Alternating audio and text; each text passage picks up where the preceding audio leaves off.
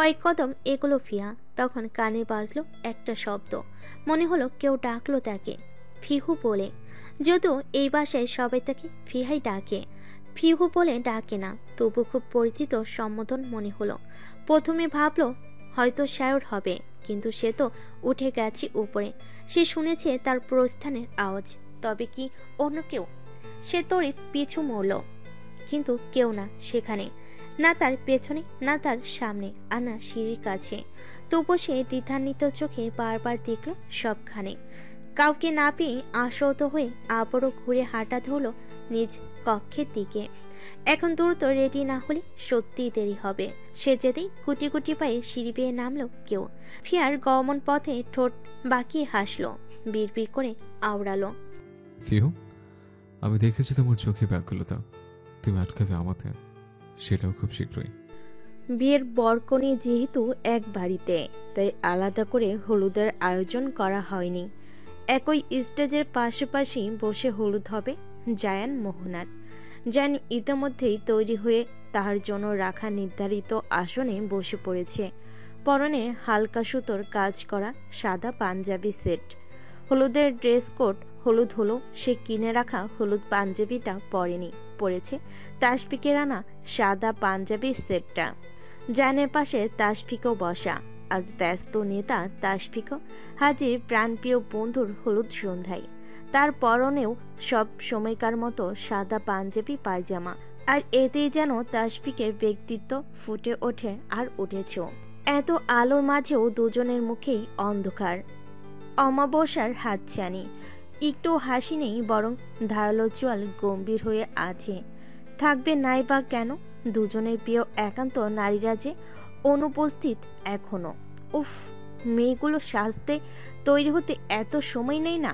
মাঝে মাঝে বিরক্ত ধরে।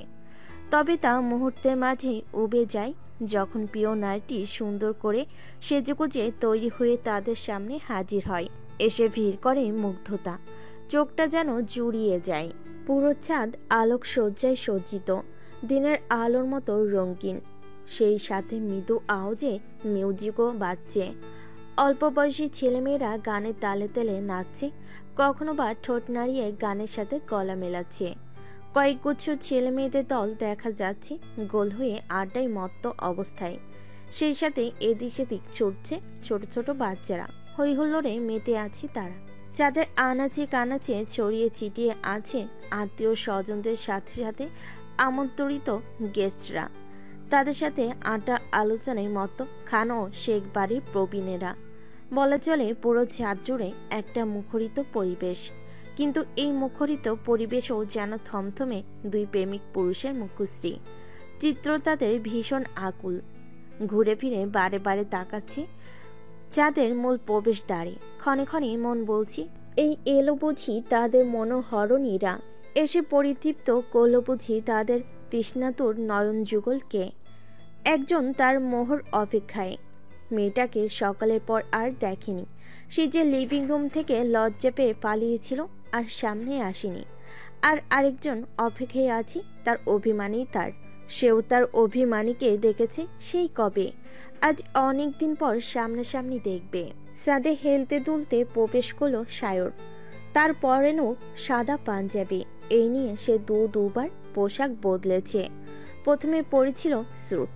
পুরোপুরি রেডি হয়ে বাইরে বেরিয়ে এসে দেখে ছোট বড় সবার পরনে পাঞ্জাবি। সে কেন একা এলিয়েন হবে? তাই আবার গেল পাঞ্জাবি পরতে। শস্যক্ষেত সেজে ছাদে এসে দেখে তার দুই বন্ধুর পরনে সাদা পায়জামা পাঞ্জাবি, আর সে কিনা তাদের দুজনের মাঝে চলতা ফিরতা শস্যক্ষেত হয়ে ঘুরবে। কদাপি নেহি। যদিও ছাদের অধিকাংশ মানুষের পরনে হলুদ পোশাক, কিন্তু তাতে কি, সে এবার একটু ব্যতিক্রম হবে। তাই আবার ছুটল নিচের পোশাক পাল্টাতে। এখন এলো আবার সাদা পাঞ্জাবি পরে। তাসফিক ওকে দেখে বলল, ভাই অল ঠিক। জান মুখ বাঁকিয়ে বলল, ঢং এমন যেন ওর বিয়ে। শায়র জানের গা ঘেঁষে ধপাস করে বসতে বসতে বলল, ও শালা, চলাচল করছিস কেন? দূরে গিয়ে বস যা। মুখ বাঁকালো শায়র।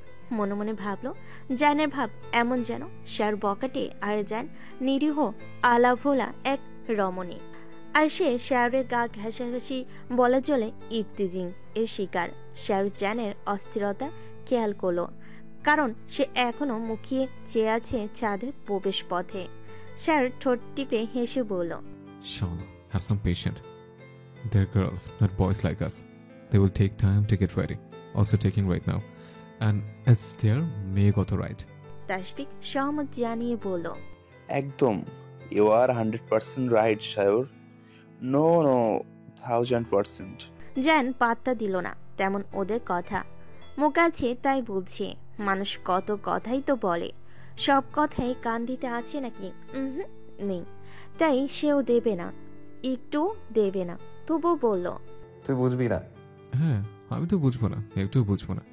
কিন্তু আমি যে চাতকে নিয়ে কাউকে এক পলক দেখার জন্য মুখিয়ে থাকি, তবে সেটা কি? স্যার প্রথম কথাগুলো জোরে বলল, শেষ দুটি বাক্য অত্যন্ত ক্ষীণ কণ্ঠে বলল। তাই পৌঁছালো কারোর কানে, পৌঁছালো না ওই বাক্য দুটি। সেই সাথে স্লো মিউজিক তো আছেই, তাই পৌঁছানোর কথাও না।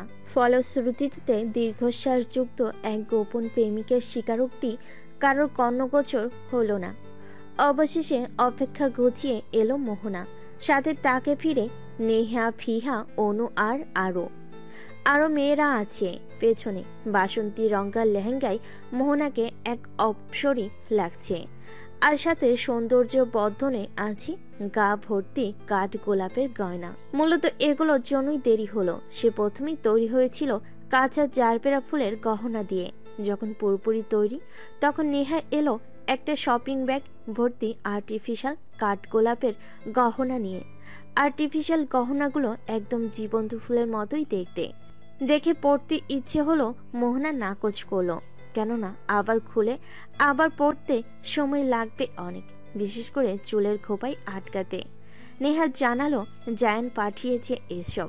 ব্যাস, জায়ান নামটাই যথেষ্ট মোহনার এক তুড়িতে রাজি হওয়ার জন্য। চুপটি করে বসে পড়ল আবার রেডি হতে। বাকি অবশ্য তাকে খেপাতে ভুলল না। এই যে তার এতবার বলল, তখন মানল না, সরাসরি না বলল। আর এখন জায়ানের নাম শুনতেই কোনো দোনমনা নেই, এক বাক্যে রাজি।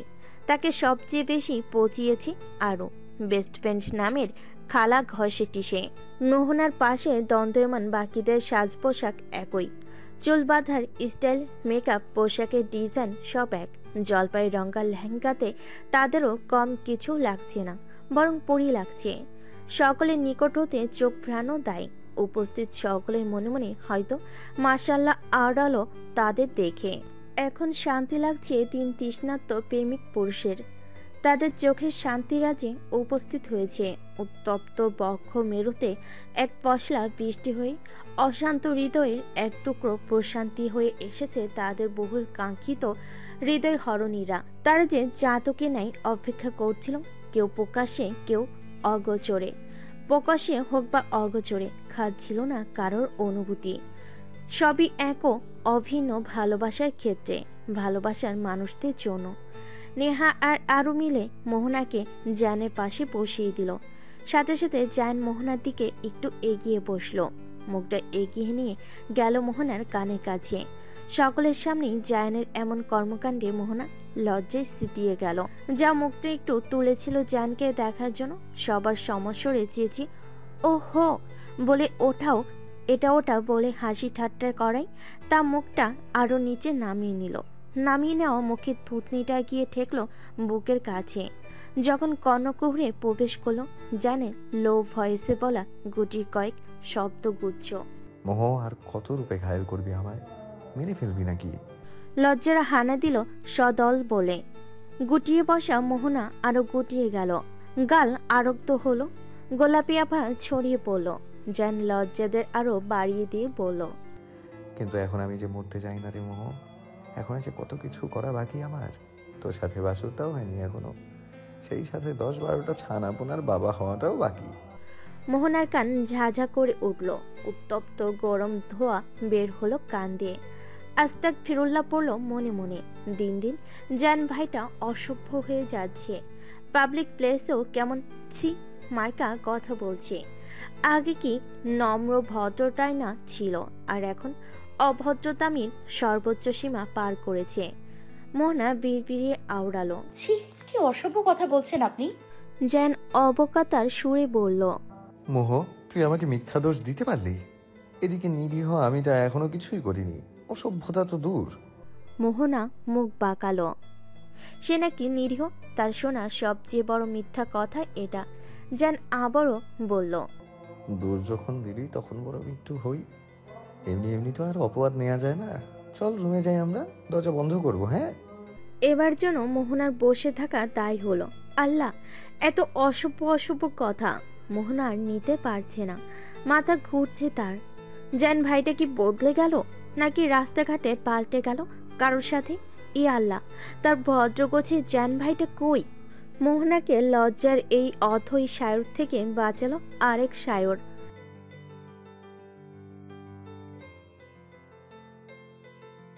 সায়রের কথায় সবাই সহমত জানালো।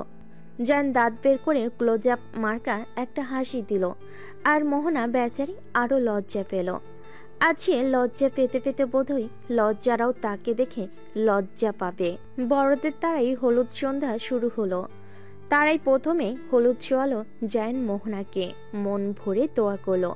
তারপর এক একে ছোটরাও এলো।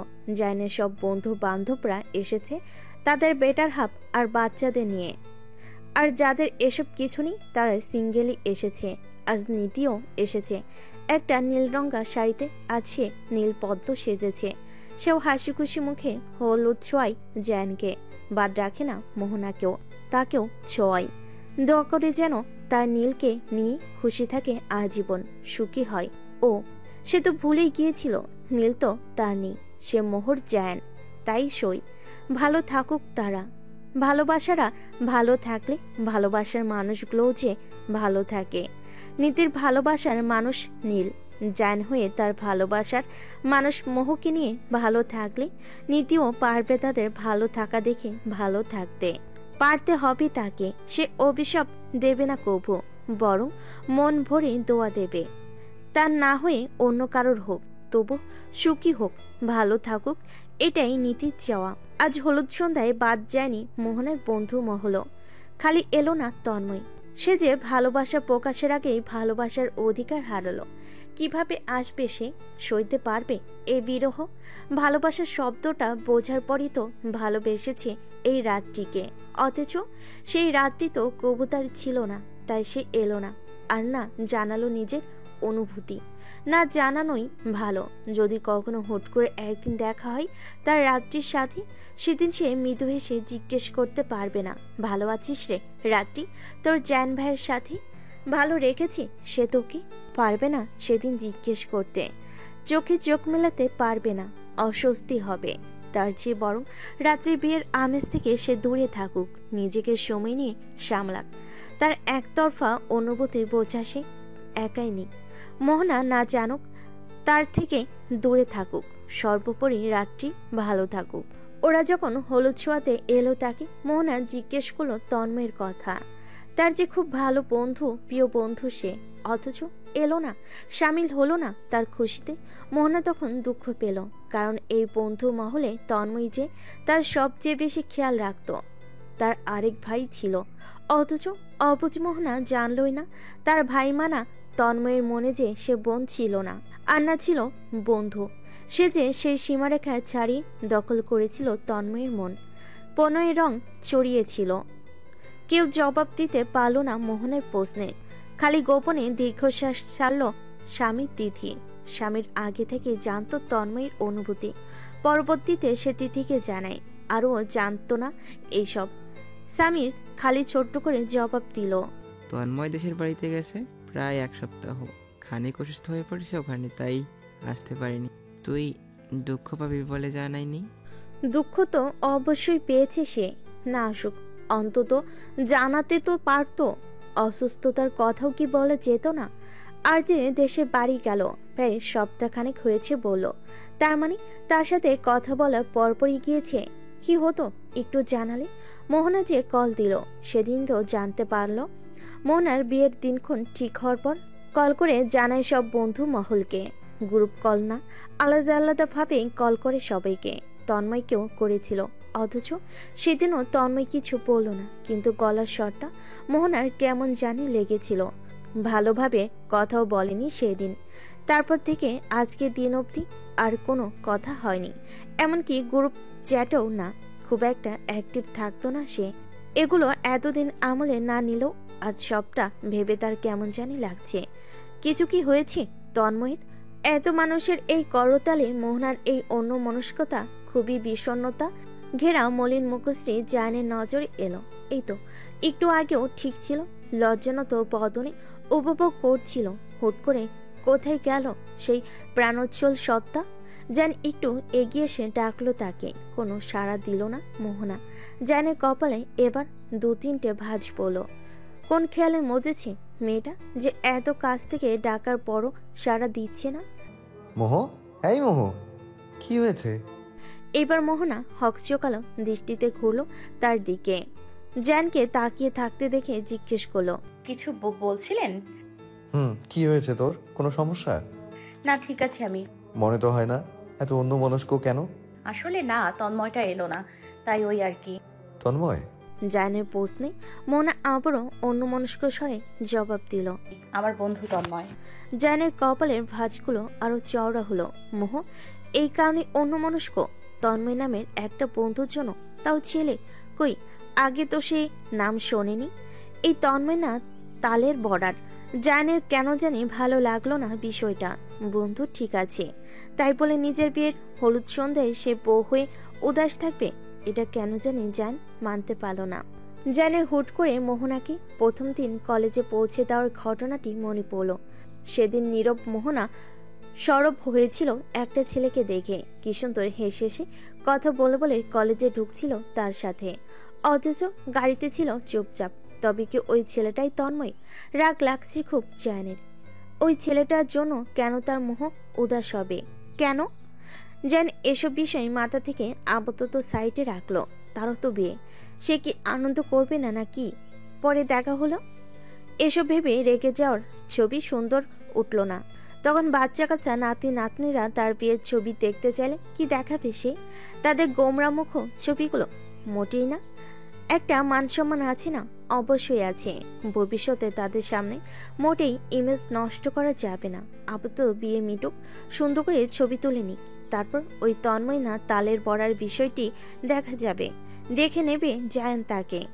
জায়ান মোহনার মুড ঠিক করতে বলল, মোহ, জি। মুখটা গোমরা মুখো করে রেখেছিস কেন? দেখ, ছবি তুলছে না, সুন্দর হবে না ছবিগুলো এভাবে মুখ পটল বানিয়ে রাখলে। পটল বানিয়েছি? হ্যাঁ তো, হাস দেখি, নয়তো পরে নাতি নাতনিদের কি দেখাবি? কি দেখাবো মানে? আরে বোকাটা, আমাদের বিয়ের ছবি দেখাতে হবে না? আপনি এত তাড়াতাড়ি এত দূর মানে নাতি নাতনিতে চলে গেছেন? যাব না বলছিস?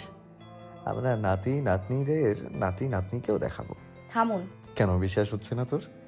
চল কাল থেকে প্রসেস শুরু করি। তাড়াতাড়ি 10-12টা ছেলে মেয়ে ডাউনলোড করে নেব, তারপর তাদেরও তাড়াতাড়ি বিয়ে করিয়ে দেব।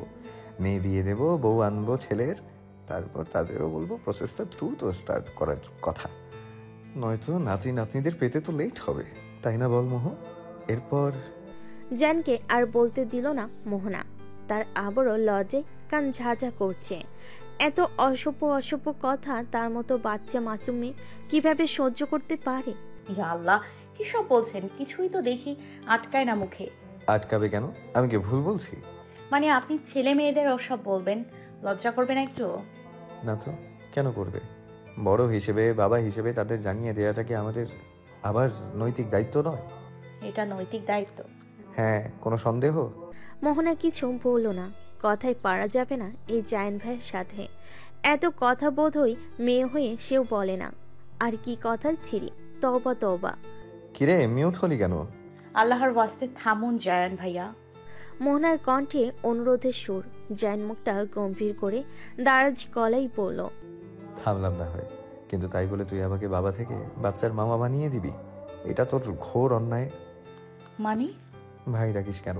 আমার 10টা-12টা ছানাপোনাদের বাবা হারা করে কি লাভ তোর? চুপ করুন। আর 10-12টা ছানাপোনা মানে? আপনি জানেন না দেশের সংবিধান অনুযায়ী 2টা সন্তান যথেষ্ট, একটা হলে আরো ভালো। অফ যা তো, আমার বাচ্চা আমি জন্ম দেব, আমি পালবো। তাতে দেশের কি, সংবিধানের কি? বাবা কি ওদের ডাকবে নাকি? মোহনা হতাশ, চরম হতাশ। গম্ভীর মুখেও এত অশুভ অশুভ কথা, তার উপর ফাজলামতে শায়র ভাইয়ের এক কাঠির উপরে অভিনয়ও তাই। বিয়ে হলো না এখনো, হলুদের আসরে বসে এত কথা কিভাবে বলা যায় তা জায়ান ভাই ব্যতীত অন্য কারোর দ্বারা সম্ভব নয়, একদমই নয়। এদিকে সকলে মেয়েদের গান বাজনায় হই হলো রে, আর জায়ান মোহনা মেয়েতে আছে তাদের অপ্রাসঙ্গিক কথাবার্তায়, আর অনু তাসফিক আছে দৃষ্টি বিনিময়ে। চোখে চোখে তাদের সব কথারা প্রকাশ পাচ্ছে, সাথে আছে এক আকাশসম প্রণয় আর মুগ্ধতার রেশ। নেতার মনে তো অলরেডি প্রণয় পুষ্প ফুটে গেছে, আর নেতার অভিমানিতার মনে তা এখনো কুড়ি, তবে সেও ফুটবে খুব শীঘ্রই, এক প্রণয় হাওয়া গায়ে মেখে। অন্যদিকে আরেক জোড়া মানবী মেতে আছে অন্য কিছুতে। কে বিষণ্ণ মনে চেয়ে আছে স্টেজ পানে, তো কেউ স্টেজ হতে সে বিষণ্ণ মুখশ্রী তাড়িয়ে তাড়িয়ে দেখছে নিগুড়ভাবে এক সমুদ্র প্রণয় নিয়ে। কেউ ভালোবাসার মানুষকে পেয়ে গেছে, তো কেউ নিজের করতে চেষ্টায় আছে। বিপরীত দিক থেকে চেষ্টা থাকায় সেই চেষ্টা সফল, কিন্তু তাদের কি হবে? একজন বিরহ পুষছে, বিষাদ জমাচ্ছে একতরফা অনুভূতিকে পূর্ণতা দিতে না পেরে, তো আরেকজন সেই বিষাদ মেঘ সরিয়ে ভালোবাসা প্রস্ফুটিত করতে ভাসিয়েছে প্রণয় ভেলা। কোথায় গিয়ে ভিড়বে সেই ভেলা? নাকি অথৈ সায়রে কুল কিনারা না পেয়ে ডুবে যাবে? উত্তর নেই, আছে দীর্ঘশ্বাসেরা। গলাটা ভীষণ কাঁপছে মোহনার, সবাই তাকে বারবার তাড়া দিচ্ছে কাঙ্ক্ষিত শব্দটা বলার জন্য, কিন্তু পারছে না সে বলতে। অথচ টুকিটাকি সবার সাথে একটু আগেও অনেকে কথা বলেছে। জান ভাই দুষ্টু কথার প্রত্যুত্তর করেছি অল্প স্বল্প, অসভ্য ডাকতে ভুলেনি, কিন্তু এখন কিছুই বলতে পারছে না। আজ মনে হচ্ছে কবুল শব্দটা ভীষণ ভারী।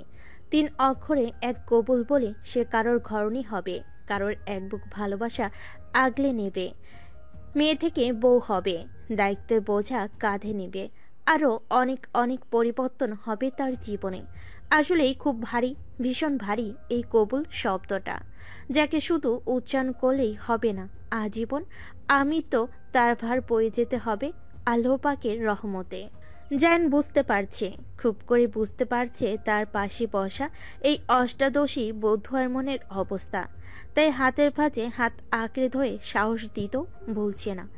আজ এই অষ্টাদশী কিশোরী সুলভ মুখটা মোটেও কিশোরী সুলভ লাগছে না। মেরুন রঙা বেনারসি পরনে এক পূর্ণ নারী লাগছে, আদ্যপ্রান্ত ভীষণ সুন্দর লাগছে, বউ লাগছে। হ্যাঁ, বই তো, তার বউ, নীলাদ্রি খান জায়ানের বউ।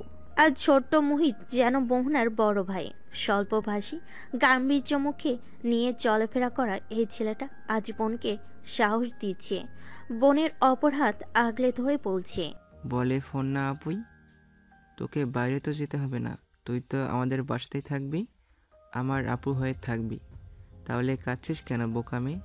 মোহনা হালকা ফুপিয়ে ভাইয়ের দিকে তাকালো। সে পলক ফেলে আশ্বস্ত করলো মোহনাকে। সত্যি এই মুহূর্তটা ভীষণ আবেগী, প্রতিটা মেয়ের জন্যই ভীষণ আবেগী। মোহনা তারপরও তাকালো জায়ানের চোখে, তার চোখেও মোহনা আশ্বাস দেখতে পারছে। তারপর মাথায় অনুভব করলো কারোর হাতের ছোঁয়া। মোহনা চোখ ঘুরিয়ে তাকালো। ইরফাত সাহেব মেয়ের মাথায় হাত বুলিয়ে বলেন, বলে ফেলাম মা, তুই আম্মা আমার আম্মাই থাকবি, সে বিয়ে হোক আর যাই হোক, বরং হলে আজীবন আমাদের সাথেই থাকবি। মোহনা হুট করে খুব সাহস পেল, কারণ তাকে সাহস দিচ্ছে তার জীবনের সবচেয়ে প্রিয় 3টি পুরুষ। কেউ তার বাবা, কেউ তার ভাই, তো কেউ তার ভালোবাসা, যাকে জীবনসঙ্গী করার প্রয়াসে আছে মোহনা।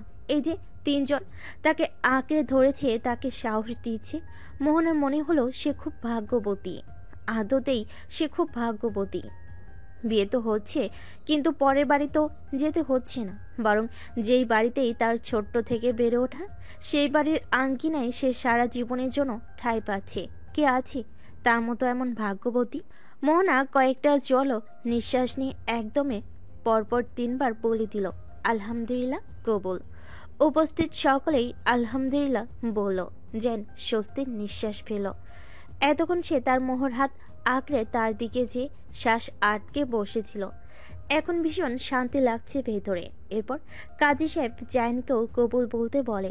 জায়ান তাকালো তার নববধূর পানে, পরপর উপস্থিত বাড়ির সকলের দিকে তাকালো, এরপর আবারও মোহনার দিকে তাকে স্ফীত হেসে সেও 3 বার আলহামদুলিল্লাহ কবুল বলল। একটু তাড়াহুড়ো ছিল না সেই কণ্ঠে।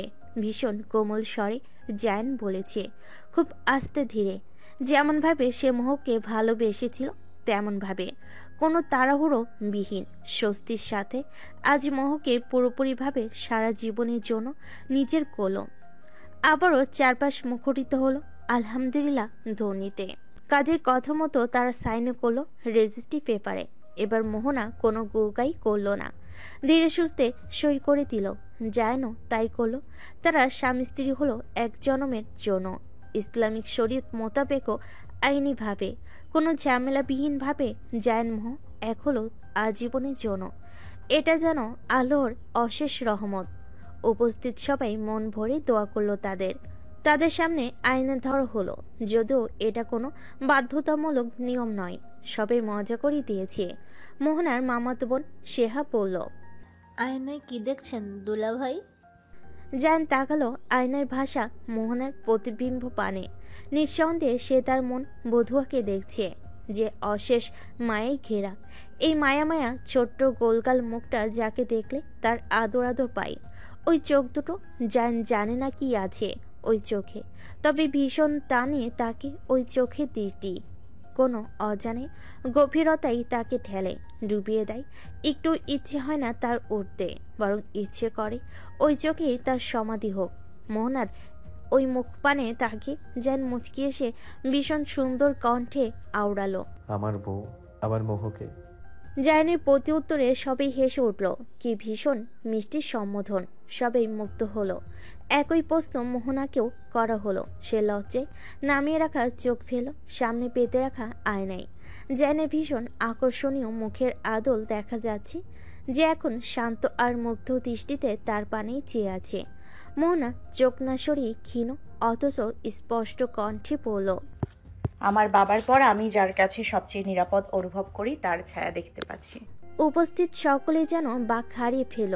কবু কেউ বলেনি তো এভাবে, এত আত্মবিশ্বাস আত্মপ্রত্যয়ের সাথে। বাড়ির সকলের চোখে সন্তুষ্টি। জায়ান হাসলো, ঠোঁট এলিয়ে তৃপ্তের হাসি হাসলো।